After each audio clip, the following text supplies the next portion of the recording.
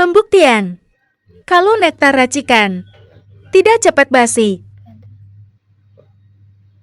Ini sudah hari ke-12 setelah pembuatan.